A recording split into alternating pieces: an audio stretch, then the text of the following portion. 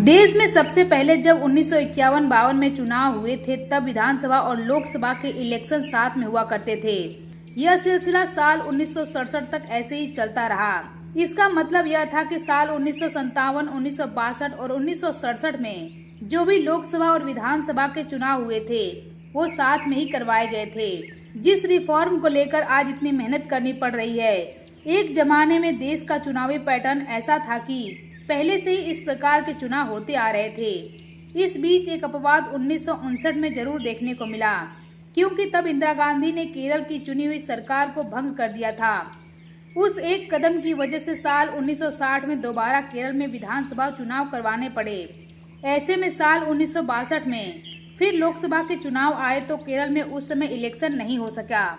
आजादी के शुरुआती सालों में केरल एक ऐसा राज्य रहा जहां पर सियासी उथल पुथल काफी ज्यादा देखने को मिली।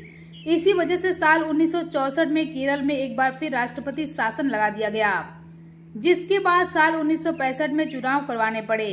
उस चुनाव के बाद भी वहां कोई चुनी हुई सरकार नहीं बनी, बल्कि राष्ट्रपति का ही शासन जारी रहा। इसके बाद साल 1967 में जब लोकसभा के चुनाव करवाए गए तब केरल को फिर साथ में ले लिया, यानी कि एक देश एक चुनाव फिर से देखने को मिला। लेकिन यह आखिरी साल था जब हिंदुस्तान में एक देश एक चुनाव साकार हुआ था, क्योंकि इसके बाद राजनीतिक महत्वाकांक्षाएं, सियासी मजबूरियों ने ऐसे समीकरण बदले कि समय से पहले सरकारें गिरने लगीं। इसकी शुरुआत साल 1968 में हुई, जब इंदिरा गांधी ने उत्तर प्रदेश के मुख्यमंत्री चौधरी चरण सिंह को बर्खास्त करने का काम कर दिया। अब यूपी में तो राष्ट्रपति शासन लगा ही, कुछ ही महीनों बाद पंजाब में भी इसी तरह से सरकार भंग कर दी गई।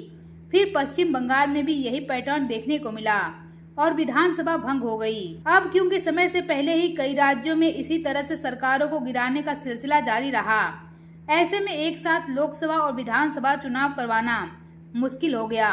अगर थोड़ी बहुत गुंजाइश बची भी थी तो इंदिरा गांधी ने लोकसभा चुनाव समय से पहले करवाकर इसे भी खत्म कर दिया।